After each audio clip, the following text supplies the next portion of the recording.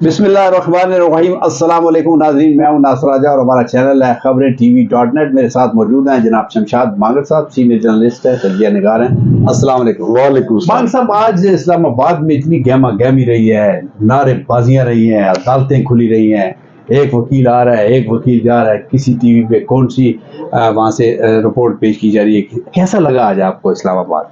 मुझे तो इस्लामाबाद वैसे पहले जैसे ही लगा। उसकी वजह यह है कि इस्लामाबाद में तो काम कभी ठंडा हुआ ही नहीं।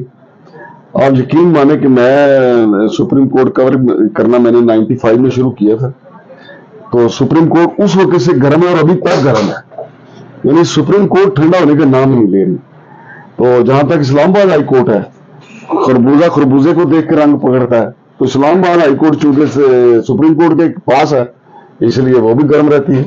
मांगर साहब, हम सुप्रीम कोर्ट की भी बात करेंगे, लेकिन मैं पहले उससे ये बात करना चाहता हूँ कि इमरान खान साहब आज एक अदालत से निकलते दूसरी में, दूसरी से निकलते तीसरी में, तीसरी से निकलते चौथी में, कभी उनकी गाड़ी रोक दी जाती, कभी उनको कहा जाता है कि उनकी बिला जमानत वारंट जारी हो गए हैं।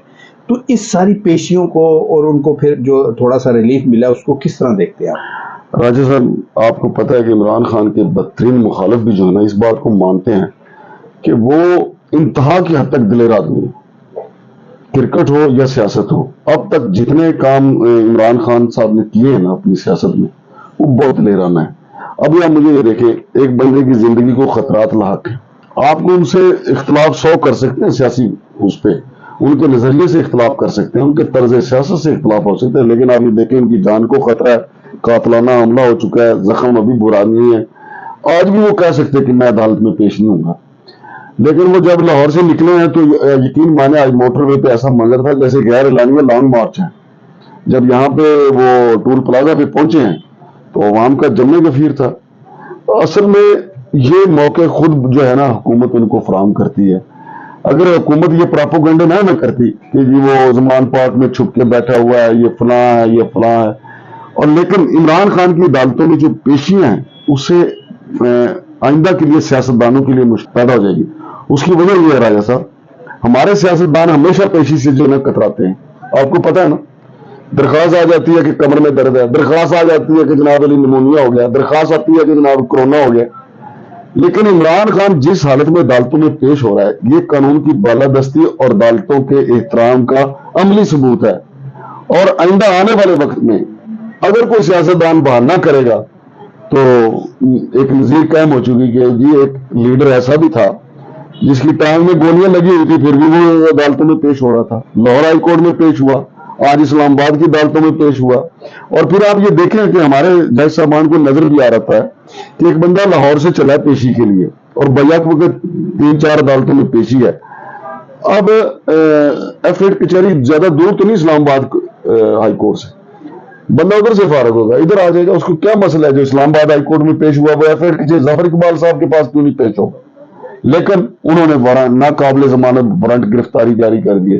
तो फिर इमरान खान के जो वकला हैं, उनकी जो टीम है, वो भी साथ साथ टैपिंग मशीन लेके साथ साथ ही घूम रहे थे। उन्होंने भी उसी वक्त ही पिटीशन दायर कर दी। साहब, अगर फर्ज करते हैं कि आज फिर इमरान खान साहब किसी वजह से, खौफ की वजह से या थ्रेट की वजह से, या उनके अपने जो वकला या उनके अपने जो उनके करीबी लोग हैं वो उनको पेश ना होने दे और कहते कि आप नहीं जाएंगे, तो फिर क्या होता? आपके ख्याल में क्या होता?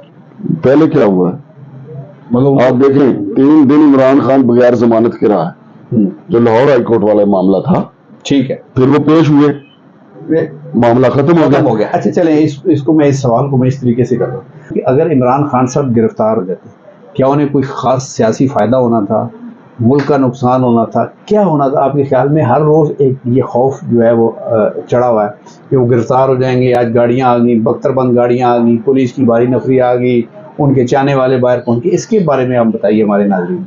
राजा साहब, आप यकीन मानिएगा अगर इमरान खान साहब गिरफ्तार हो जाते, पहले जो सर्वे बता रहे हैं कि वो 80% सीटें जीत रहे हैं, तो आज अगर वो गिरफ्तार हो जाते तो उनकी सीटों की तादाद 90% हो जाती। और दूसरा, अगर वो गिरफ्तार हो जाते, आप यकीन माने कि पीडीएम की मंजी पीढ़ी ठुक जाती आज। और वो उन्होंने तो अदालत से अपनी जमानत करवा ली, चलो उन्होंने एक लीगल तरीका इस्तेमाल किया है, लेकिन इधर राना सनाउल्लाह साहब प्रेस कॉन्फ्रेंस भी कर रहे थे कि जी कभी कहते हैं 2 बजे पेश होना है, कभी कहते हैं 3 बजे पेश होना है, फिर रात को कहते हैं 8 बजे पेश होना है।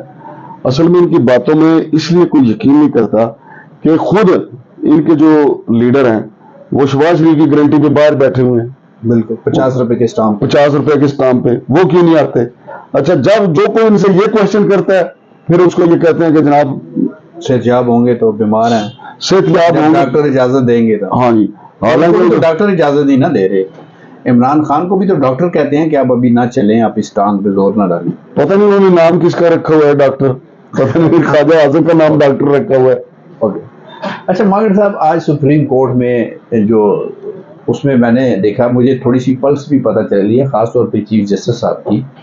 اور آج میرا خیال ہے آپس میں ججز کا آپس میں جو میٹنگ ہوئی ہے یا بحث و مباحثہ ہوا ہے، یا آپس میں انہوں نے گفتگو کی ہے. اس کے بعد شاید انہوں نے یہ فیصلہ کیا ہے کہ کل 11 بجے فیصلہ یہ سنایا جائے گا. ہاں جی، آپ اس کے پیچھے کیا مراکز دیکھ رہے ہیں؟ میرا تو اندازہ یہ ہے، آپ کیا سوچتے ہیں؟ دیکھیں رائے صاحب، اس میں ڈیولپمنٹس ہوئی ہیں. ایک تو صدر پاکستان نے اپنی ایڈوائس واپس لی ہے، یہ بڑی ڈیولپمنٹ ہے، جس کے اوپر پی ٹی آئی کا آج بھی اصرار تھا کہ جو صدر نے درخواست دے دی ہے وہ فائنل ہے.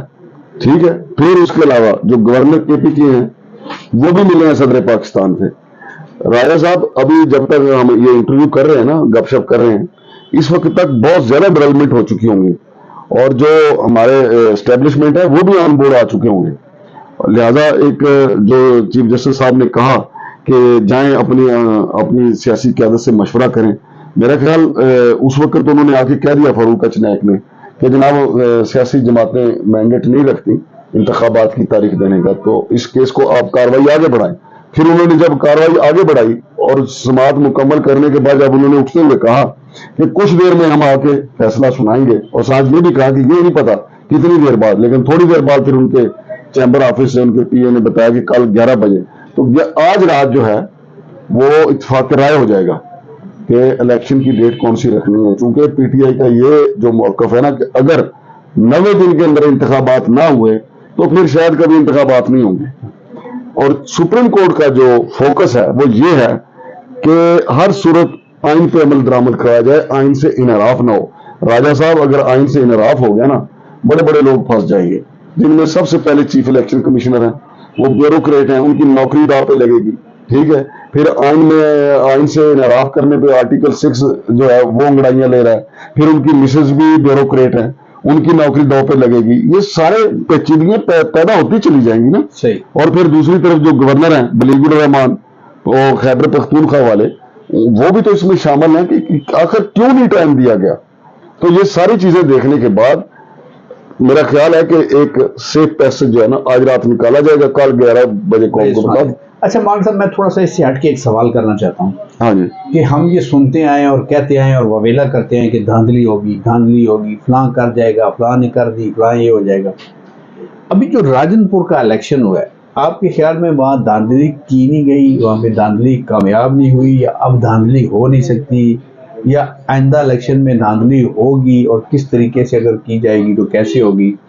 تو کیا یہ امکانات موجود ہیں کہ دھاندلی ہوگی، یا کیا یہ ختم ہو گیا کہ اب دھاندلی کرنا ممکن نہیں رہا؟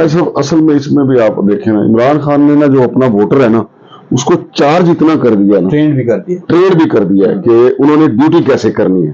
مثال کے طور پہ محسن نظاری الیکشن لڑ رہے ہیں تو وہاں جو پی ٹی آئی کا ورکر ہے وہ یہ نہیں دیکھ رہا کہ ہم نے کھانا محسن نظاری کے گھر سے کھایا یا اپنے گھر سے کھایا، وہ زمان پارک کی طرف دیکھ رہا ہے کہ ہمارے لیڈر نے زمان پارک میں بیٹھ کے ہمیں کیا حکم دیا ہے. اور جہاں جہاں پولنگ اسٹیشن ہے تو پی ٹی آئی کا ورکر وہاں پہ موبائل لے کے پہنچا ہوا ہے کہ دھاندلی ہو رہی ہے کہ نہیں. پہلے تو جرلو پھر جاتا تھا نا، اور اب اگر مثال کے طور پہ وہاں پہ سے آپ ڈبے اٹھا کے اور 10,000 کا جرلو ماریں گے تو پھر بھی اتنی لیڈ سے عمران کا ووٹر جو کینڈیڈیٹ جیت رہا ہے تو پھر بھی وہ فاصلہ کور نہیں ہوتا. تو اس لیے میرا خیال یہ ہے کہ آئندہ جو الیکشن ہوں گے، میرا نہیں خیال کہ کوئی ادارہ الیکشن کمیشن ہو یا جن پہ پہلے الزام آتا ہے کہ جی وہ پہلے سے طے کر لیتے ہیں کس کو جتوانا ہے کس کو ہرانا ہے. یہ جیسے عمران خان نے بھی کہا کہ جی جناب باجوہ نے فون کر کے اس کو جتوایا تھا خواجہ آصف کو، میرا نہیں خیال کہ اب ایسا کوئی معاملہ ہو سکتا ہے. اچھا ماگر صاحب، آپ سمجھتے ہیں کہ کل کے فیصلے کے بعد ایک مرتبہ پھر ہم آئین کے مطابق ہمارے ملک کی پٹڑی جمہوریت کی طرف گامزن ہو جائے گی اور ان الیکشن سے پاکستان کو بہت فائدہ ہوگا؟ میرا آخری سوال ہے آج کے. رائے صاحب دیکھیں، ایسا نہیں ہے کہ الیکشن ہوں گے تو ہمارے مسائل حل ہو جائیں گے. الیکشن سے کچھ مسائل حل ہوں گے. مثال کے طور پہ گزشتہ دنوں وزیر اعظم نے کہا کہ سیاسی استحکام سے ہی معاشی استحکام آئے گا. جب ملک میں ایک ایسی حکومت بیٹھی ہوگی جس کے پاس عوامی مینڈیٹ ہوگا تو بیرون ملک دنیا جو اس پہ یقین کرے گی.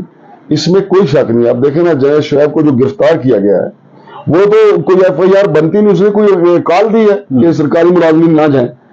بیسیکلی انہوں نے یہ بات کی کہ جو موجودہ پی ڈی ایم کی حکومت ہے ان کے پاس عوامی مینڈیٹ نہیں ہے, اعتماد نہیں ہے ان کے پاس. تو وہ ان کی بات درست ہے. اور پھر وہ سینیٹر مشتاق صاحب جو ہیں انہوں نے سینٹ میں یہ سوال اٹھایا کہ ایک پاکستانی نے ترکی کے زلزلہ زدگان کے لیے واشنگٹن ڈی سی میں ترک ایمبیسی میں جا کے $30 ملین دے دیے, اس نے پاکستان کو کیوں نہیں دیے؟ کیونکہ ان کو پتا ہے کہ پاکستان والے سیلاب زدگان کو نہیں دیں گے. تو یہ اعتماد کی بات ہے نا کہ لوگ اعتماد نہیں کرتے. تو جب ہمارے یہاں بے شک مریم بھی جیت کے آ جائیں, زرداری صاحب جیت کے آ جائیں, جو بھی, لیکن ایک سیاسی استحکام آئے گا تو ملک میں معاشی استحکام آئے گا. لیکن یہ نہیں ہے کہ الیکشن ہوئے, کسی نے جناب وزیر اعظم کا حلف اٹھایا اور اگلی صبح ہم اٹھیں گے وہ جی پٹرول تو مل رہا ہے 120 روپے, ڈالر ہو گیا جناب علی 70 روپے کا, اور پتہ چلے گی پیاز مل رہا ہے جناب علی آپ کو 50 روپے کلو. ایسا کچھ نہیں راجہ صاحب ہونے والا. لیکن ایک درست مثال کے طور پر ہم نے یہاں سے کراچی جانا ہے تو انتخابات کے بعد ہم کراچی کی طرف گامزن ہو جائیں گے, بہتری کی طرف, استحکام کی طرف. یہ ہوگا. بہت شکریہ مانگڑ صاحب, اور ناظرین آپ کا بھی بہت شکریہ. ناظرین ایک ذکر آیا ہے لیفٹیننٹ ریٹائرڈ جنرل امجد شعیب کا. ان کو گرفتار کیا اور جب ریمانڈ کے لیے پیش کیا جا رہا تھا یا پیش کر کے لا رہے تھے تو ان کے چہرے پہ ایک مسکراہٹ تھی. اگر آپ اس مسکراہٹ کو غور سے دیکھیں تو اس مسکراہٹ میں پتہ نہیں وہ کیا کیا کہہ گئے ہیں اپنی اسٹیبلشمنٹ کو, اپنی عوام کو, اپنے سیاستدانوں کو, اور خود اپنے آپ کو کیا کہہ گئے ہیں کہ میں نے سچ کا علم بلند رکھنا ہے اور یہ ہر کسی نے یہ علم بلند کرنا ہے تاکہ ہمارے ملک کو وہ منزل مل سکے جس کی ہم 75 سالوں سے تلاش میں. اپنا خیال رکھیے گا, ہمارا چینل سبسکرائب کیجیے گا, لائک کیجیے گا, شیئر کیجیے گا. پاکستان زندہ باد.